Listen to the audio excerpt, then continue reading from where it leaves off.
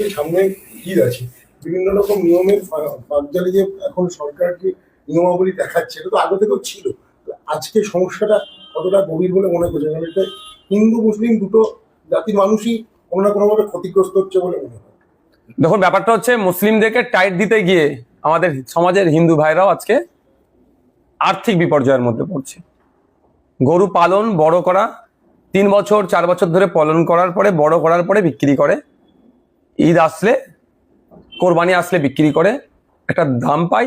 এমনও ঘটনা আছে গরুগুলোকে বিক্রি করার পরে মেয়ের বিবাহ বা বাড়ি তৈরি করে 1.5 লাখ 2 লাখ টাকা তো অনেক গরু বিক্রি করে, সেখানে আজকে তারা আতঙ্কের মধ্যে আছে। কারণ কি? সরকার এখন যে আইনটাকে ক্যারি ফরওয়ার্ড করছে, বিগত দিনের আইন এটা 1950-এর, তারপরে 2018 একটা মামলা ছিল, 2018 থেকে 2026 কেউ সেটাকে সেভাবে কর্ণপাত করেনি। ফলে সাধারণ যারা ইসলাম ধর্মের অনুসারী যারা, তারা একটা জিনিস তারা মাথায় রাখছে যে কুরবানি দিতে গিয়ে উভয় সম্প্রদায়ের মধ্যে কেন বিশৃঙ্খলা তৈরি হবে, কুরবানি দিতে গিয়ে কেন আমি ক্ষতিগ্রস্ত হব, কেন আইনের শিকার হব। সেজন্য তারা এ থেকে দূরে সরে আছে যে গরুকে কুরবানি দেবো না, গরুর পরিবর্তে যেগুলো আছে সেগুলো দেবো। এখানে আর্থিক বিপর্যয়ের সম্মুখীন হতে হচ্ছে সাধারণ মানুষকে, আর সাধারণ মানুষের মধ্যে হিন্দু সমাজের গরিব সংখ্যাটাই সব থেকে বেশি যারা গোপালন করে। আমি ওই যে আইন আছে, আইনে 12 নম্বর সেকশনে বলা আছে রাজ্য সরকার যদি চাই ধর্মীয় পারপাসে, চিকিৎসার ক্ষেত্রে, গবেষণার ক্ষেত্রে এগুলো পশু হত্যাকে, পশু জবাকে ছাড় দিতে পারে। সেই জায়গাটা উল্লেখ করে আমি রাজ্য সরকারকে চিঠি করেছিলাম, এবং দেখলেন তো গতকালকেও বেশ কয়েকটা মামলা হয়েছে। মামলাতে কোর্ট 24 ঘন্টা টাইম দিয়েছিল, এখন কি আপডেট আছে আমি বলতে পারছি না। 12 নম্বর সেকশনটা রাজ্য সরকারের উপর ছেড়ে দেওয়ার কথা বলেছে। তো এখন দেখার বিষয় রাজ্য সরকার কি পদক্ষেপ নেয়। মুসলমানদেরকে সত্যি টাইট করবেন, যে টাইট করার নামে হিন্দু ভাইদেরকেও বকলমে টাইট করবেন, না একদিকে যেমন ফান্ডামেন্টাল রাইটস এর মধ্যে রিলিজিয়াস যেটা আছে, ধর্মচরণের যে স্বাধীনতা আছে সেটা সঠিকভাবে করতে দেবে, সেটা এখন সময় কথা বলবে। পাশাপাশি মুখ্যমন্ত্রী শুভেন্দু অধিকারী পরিষ্কার বলেছে যে সমাজ মাধ্যমে মুখ খোলা যাবে না, বা যারা সরকারি চাকরি করছে তারা কোনো অসুবিধার বাইরে কথাটা বলতে পারবে না। কোথাও কি মনে হচ্ছে যে গণতান্ত্রিক অধিকারের উপর হস্তক্ষেপ? অবশ্যই অবশ্যই প্রোটেস্ট করা, প্রতিবাদ করা আমার ডেমোক্রেটিক রাইট, বাক স্বাধীনতা আমার ডেমোক্রেটিক রাইট, সেখানে কেউ হস্তক্ষেপ করতে পারে না। এখন দেখছি বিগত সরকারের যে জুতো পড়ে, মানে সেই জুতোতে এই নতুন সরকার পায়ে ওলাচ্ছে। বিগত সরকার একটা কার্টুন শেয়ার করার জন্য অম্বিকেশ বাবুকে জেল খাটালেন, মিথ্যা একাধিক মামলা দিলেন। সাংবাদিক শাসক বিরোধী একটু খবর হওয়ার জন্য তাকে আটকেছিলেন। আর সরকারি কর্মচারী মুখ খুললেই ট্রান্সফার। তাহলে নতুন সরকার এসে সেটাই করছে নাকি? আমরা এর বিরোধিতা করেছি, আমাদের পার্টির পক্ষ থেকে বিরোধিতা করা হয়েছে, যেগুলো মেনে নেওয়া যাবে না। সরকারি কর্মচারী থেকে শুরু করে প্রত্যেকটা মানুষের যে বাক স্বাধীনতা আছে সেটা হস্তক্ষেপ করা যাবে না। পাশাপাশি বন্দে মাতরম গানটিকে শ্রদ্ধিকে নিয়ে প্রত্যেকটা স্কুলে এবং বিভিন্ন মাদ্রাসাতে তার প্রতিদিন সেটা উচ্চারিত করতে বলা হচ্ছে, যেটা নিয়ে ইসলাম ধর্মাবলম্বী ভাইদের ওনাদের কাছে একটি প্রশ্নচিহ্ন তৈরি হয়েছে। এই বিষয়ে কি মন্তব্য? দেখুন, এই বিষয়ে আমার অনেক আগে সুপ্রিম কোর্ট বলে দিয়েছে, এবং কেন্দ্রীয় স্বরাষ্ট্র দপ্তরের যে সার্কুলেশন বা যে নোটিফিকেশন, সেখানে জোর করানোর কথা কোনো জায়গায় বলা নেই। জাতীয় সঙ্গীত আমাদের মাদ্রাসাতে বলুন, স্কুলে বলুন, আমরা প্রত্যেকদিন আমরা সেখানে পাঠ করি। কিন্তু বন্দে মাতরম যেটা আছে সের মধ্যে বেশ কিছু শব্দ এমন আছে যেটা ইসলাম ধর্মের যে ধর্মীয় বিশ্বাসে আঘাত লাগবে, বা হিন্দু ধর্মে ছাড়া অন্য ধর্মীয় বিশ্বাসে আঘাত লাগবে। সেটা নিয়ে সুপ্রিম কোর্ট পর্যন্ত হয়েছিল, সুপ্রিম কোর্ট গাইডলাইনও দিয়েছে। আমি বলবো জোর করে চাপিয়ে দেওয়া হচ্ছে অসাংবিধানিক কাজ, এটা গণতন্ত্রের পরিপন্থী।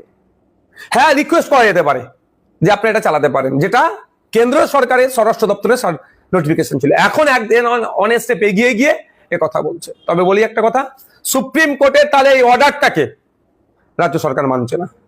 আমরাও টিচার্স যারা আছেন, যে সংগঠনগুলো আছে, তাদের সাথে কথা বলছি। যদি এটা জোর জবরদস্তি করা হয়, চাপিয়ে দেওয়া হয়, অসাংবিধানিক কার্যকলাপ করা হয়, একটা নির্দিষ্ট ধর্মীয় কিছু রীতিনীতি বা শ্লোক অন্য ধর্মের উপরে চাপিয়ে দেওয়া, এটা সংবিধান বহির্ভূত।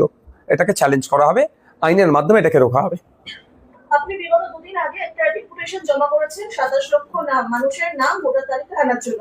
ঠিক কতটা সরকারের দিক থেকে এখনো পর্যন্ত কোনো রকম সাড়া পেয়েছেন? আমি অবাক হয়ে যাচ্ছি। পশ্চিমবাংলা সরকারের 4 তারিখে সরকার পরিবর্তন হয়েছে, 9 তারিখে মনে হচ্ছে সরকার শপথ নিয়েছে। আজকে তারিখ হচ্ছে আপনার 21, 22 তারিখ।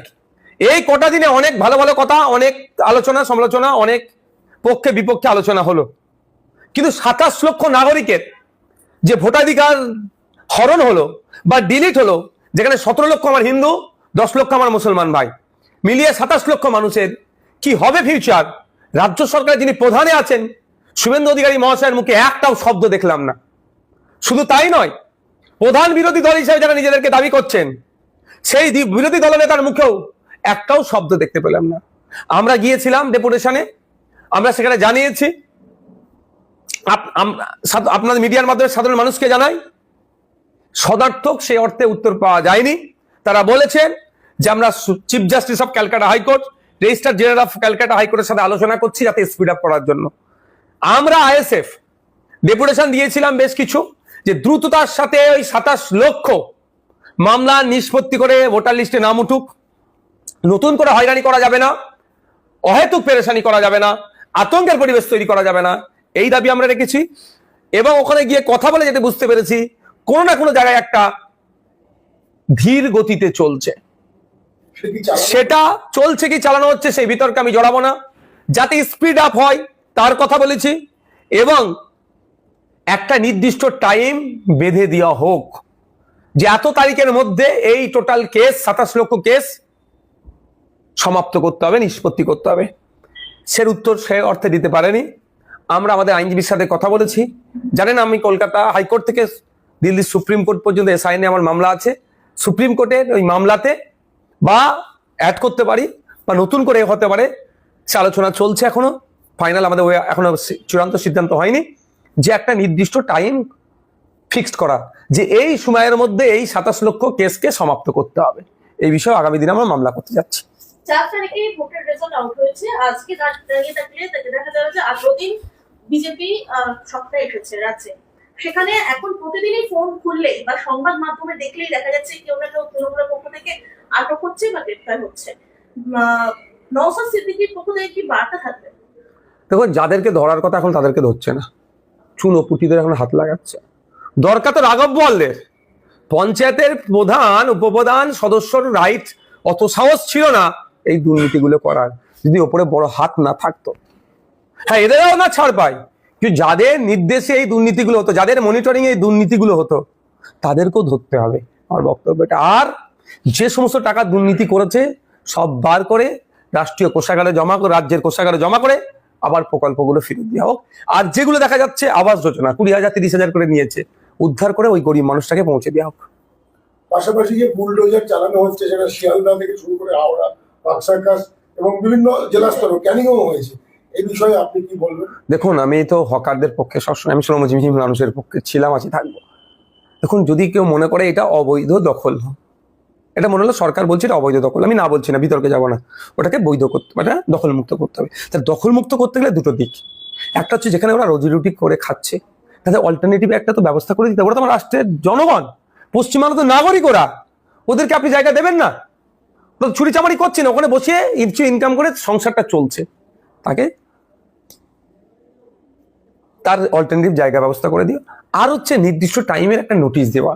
প্রথম বুল্ডোজার চালিয়েছিল পশ্চিমবাংলাতে এই বিজেপি সরকার এসেছে তিল জ্বলাতে, সেই বুল্ডোজারকে আমরা আইনের মাধ্যমে আটকেছি। প্রথম বুল্ডোজারকে আমরাই ধাক্কা দিয়েছি, কি অনৈতিক পন্থা অবলম্বন করে হচ্ছিল বলে।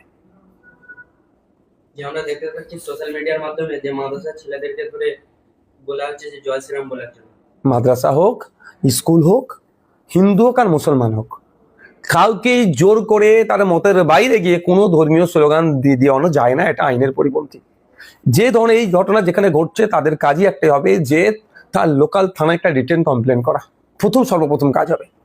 রিটেন কমপ্লেন করার পরে যদি সেটা এফআইআর হিসাবে ট্রিট না করে, সেটা আমাদের সাথে যোগাযোগ করতে পারে, অনেক স্বেচ্ছাসেবী সংগঠন আছে, সুবুদ্ধি সম্পন্ন মানুষ আছে, তাদের সাথে যোগাযোগ করতে পারে, সেটাকে কোর্টে গিয়ে এফআইআর করে তার বিরুদ্ধে আইনত লড়াই করে তার এই অনৈতিক কাজকে বন্ধ করতে হবে। আরেকটা কথা যেটা হচ্ছে যে ভোটে তো হার জিত আসে, বিগত দিনে সিপিএম চলে গেছিল, তৃণমূল এসেছে, কখনো কংগ্রেস চলে গেছে, কিন্তু এইবারে যে এফেক্টটা তৈরি হয়েছে তৃণমূলের, কারণ কাউন্সিলর বা পঞ্চায়েত সেগুলো তো এখনো তৃণমূলের আন্ডার তৃণমূল সরকারই রয়েছে, তারা নেই। এরা না থাকার জন্য সাধারণ মানুষ তার পরিষেবাগুলো তো পাচ্ছেই না।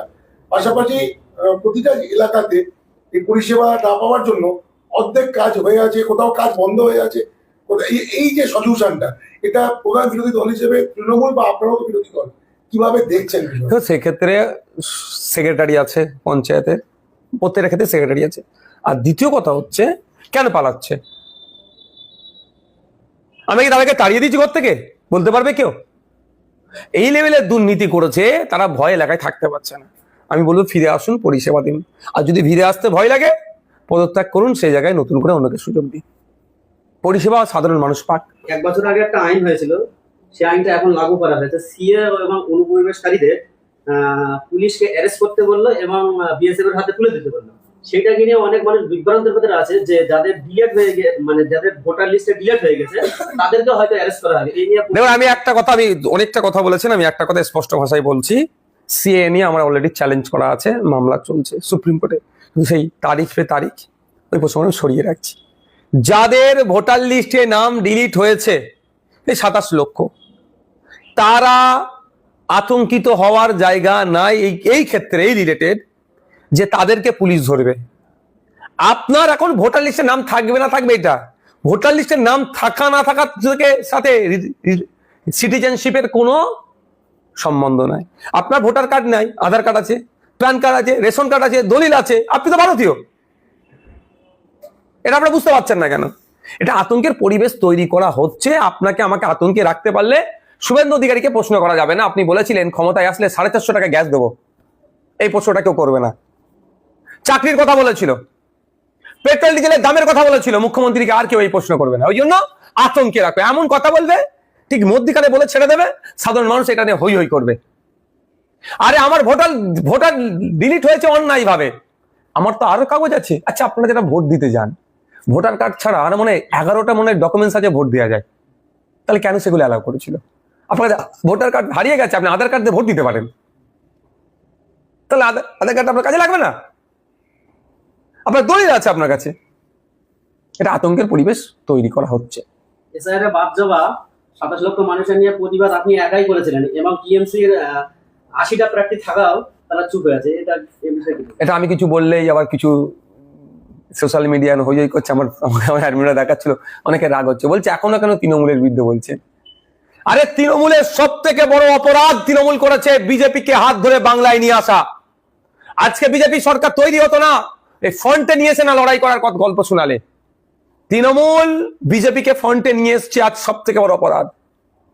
80টার কিচ্ছু দাম নেই, 80 আর 0 সমান, কারণ দুর্নীতি করে দলটা এই পর্যন্ত পৌঁছে গিয়েছে, ভয়ে মুখ খুলতে পারছে না। গতকালকে দেখছিলাম শিয়ালদাতে কোনো একটা কারণে এই একটা প্রোটেস্ট করছে, হকারদেরকে নিয়ে প্রোটেস্ট করছে, পজিটিভ, আমার কাছে নেগেটিভ না পজিটিভ। সেখানে দেখলাম 3 জন মাত্র এমএলএ, যে দলে 80টা এমএলএ 3 জন এমএলএ। শুধু তাই নয়, আর কর্মী সমর্থক মিলিয়ে 20টা থেকে 21টা হবে না। মানে বুঝতে পারছেন দলটা কি লেভেলে পৌঁছেছে। আমি বলেছিলাম 6 মাস যাবে না এই দল ক্ষমতা থেকে চলে গেলে পোস্টে আপনার ফ্ল্যাগ মাদার লোক পাওয়া যাবে না, বলেছিলাম অনেক আগে। দেখবেন পুরাতন রেকর্ড খুঁজে বার করবেন, পেয়ে যাবেন আপনারা। আচ্ছা, সেই জায়গায় যাচ্ছে। আজকে দেখছিলাম বিরোধী দলনেতাকে মাটিতে বসে আছে, তার রুম দেয়নি বলে প্রতিবাদ করছে। পাপ কোনোদিন বাপকেও ছাড়ে না। আমাকে 5 বছর রুম দেয়নি বিধানসভার মধ্যে। আমি কিন্তু ওই কাঁদা কাটা করার ছেলে নয়, মাটিতে বসিনি। হ্যাঁ, বসেছে, প্রোটেস্ট করতে পারে, নয় নওশাদ সিদ্দিক আমাকে দেয়নি। আমি কারো মিডিয়ার সামনে কান্নাকাটা করছি নাকি? আমি চুপ ছিলাম। কোথাও লবিতে বসতাম, এখানে যে সেইখানে গিয়ে ওখানে গিয়ে বসতাম, আমি কাজ মিটিয়ে নিচ্ছি 5 বছর ধরে। বিধানসভাতে একটু আমি মানে আমার যতটা সমর্থ আছে সেখানে আমি আটকাইনি কিছু, মানে আমি চালিয়ে গেছি আমার রুম দেয়নি বলে। আজকে দেখলাম কি রুমের জন্য তারা আন্দোলন করছে। হ্যাঁ, দেওয়া দরকার তাদেরকে, যে রুম দেয়নি এর আমি প্রতিবাদ করছি। দ্রুততার সাথে বিরোধী দলকে রুম দেওয়া দরকার, এটাও কিন্তু আমি বলছি। কিন্তু পাপ বাপকেও ছাড়ে না। নওশাদের সাথে কি করেছিল বিগত সরকার, তারাই বসছে। কিন্তু সেখানে থেকে যে 80 জনের মধ্যে কজন ছিল, 10 থেকে মনে হয় 12 জন। এই দলটা আর মনে হয় 6, মানে বিজেপি যতদিন চাইবে, এখনো বলছে আবার বিজেপি যতদিন চাইবে পশ্চিমবাংলা তৃণমূল থাকুক ততদিনই থাকবে। আর বিজেপি এই দিন বলবে যে না আমি আর তৃণমূলকে পশ্চিমবাংলা রাখবো না, সেই দিনই উঠে যাবে দলটা। পশ্চিমবাংলা থেকে টিএমসি মুছে ফেলার পিছনে নওশাদ সিদ্দিকী ও হুমায়ুন কবিরের হাত, কি বলবেন? দেখুন, আমার এইটা নিয়ে আমার সাথে একটা আপনারা করুন, লাইভ করবেন, একটা দিন করুন, আপনারা চ্যানেল মিলে সাধারণ মানুষকে বার্তা দেবেন। একদিন লাইভ হবে, লাইভ আলোচনা হবে। সাধারণ মানুষ যারা সাধারণ মানুষ অ্যাকচুয়াল নয়, যারা তৃণমূলপন্থী বুদ্ধিজীবী বলে, যাদের এখন মাল আসা বন্ধ হয়ে গেছে, তারা খুব এটা নিয়ে খুব মিসগাইড করছে। আমি আমার উত্তর দেব। আমি হুমায়ুন কবিরের উত্তর দিতে পারবো না, আমি অন্য কারোর উত্তর দিতে পারবো না। আমি লাইভে বসবো, কোশ্চেন করবে, যুক্তি দিয়ে তার কথাটাকে আমি কাটবো। আর তারও কোশ্চেনের পিছনে যদি কোনো যুক্তি থাকে আমি যদি ভুল হয়ে যাই, আমি ভুল স্বীকার করবো। আরে ভাই, আমি 30টা জায়গায় পাঠতে দিয়েছিলাম, 1 নম্বর কথা। দ্বিতীয় কথা, আমার একটা কথা সাম্প্রদায়িক আছে যে অন্য ধর্মের মানুষ আমার উপরে ক্ষিপ্ত হয়ে আইএসএফকে ভোট দেওয়া তো দূরের কথা, তৃণমূলকে তো ভোট দেওয়া দূরের কথা, বিজেপিকে ভোট দেবে, এই ধরনের কেউ আমাকে একটা শব্দ বলতে পারবে? তো কিসের জন্য বলুন? আমি আমার ভাঙনের কথা বলি। গতবারের থেকে 20,000 ভোট আমি বেশি পেয়েছি। গত 2021 সালে আমি আমার নন মুসলিম ভাই তথা হিন্দু ভাইদের খুব একটা ভোট পাইনি ভাঙর থেকে। এবারে আমার ভোট বেড়েছে, তাদের প্রচুর ভোট পেয়েছি। এখন ব্যাপারটা হচ্ছে বারবার কারো ঘাড়ে দোষ চাপিয়ে দিতে হবে। আপনার খেয়াল আছে 21-এর পরে বা বেশ কয়েকটা নির্বাচনের পরে লক্ষ্মীর ভান্ডারকে নিয়ে অনেকে খিল্লি করেছিল, লক্ষ্মীর ভান্ডারের কাছে হেরে গেলাম। আমি নওশাদ সিদ্দিকী তখন প্রতিবাদ করেছিলাম, ভুল হচ্ছে, যারা লক্ষ্মীর ভান্ডার নাই সেটাকে নিয়ে আপনারা খিল্লি করবেন না, কারণ আমাদের মানুষের কাছে পৌঁছাতে পারিনি, মানুষের রাইট আমার কাছে আসেনি, অধিকার আমাকে দেয়নি, তো মিটে গেল। তার জন্য কার দোষ চাপাতে হবে কেন? তো এইটা হচ্ছে তৃণমূল পন্থীরা দোষ, সরকারটা তো বিজেপির হাতে তুলে দিয়েছে, তৃণমূলই বিজেপির হাতে তুলে দেওয়ার পরে দোষ তো নওশাদের ঘাড়ে চাপ, সহজ আছে, ওটা নরম জায়গা, ওটাকে টেপো। মমতা বন্দ্যোপাধ্যায় বলছে আগামী পঞ্চায়েত ইলেকশন আছে বা পৌরসভা ইলেকশন, এমনকি 29-এ এমপি ইলেকশন, সেখানে দল ভীষণভাবে ফিরে আসবে। আপনি কিভাবে দেখছেন? হ্যাঁ, ভীষণভাবে কিভাবে ফিরে আসতে হবে আমি দেখতে পাচ্ছি। তো প্রার্থী খুঁজে পাবে নাকি দুষ্কর আছে, এটাকে বলে রাখলাম। ধন্যবাদ।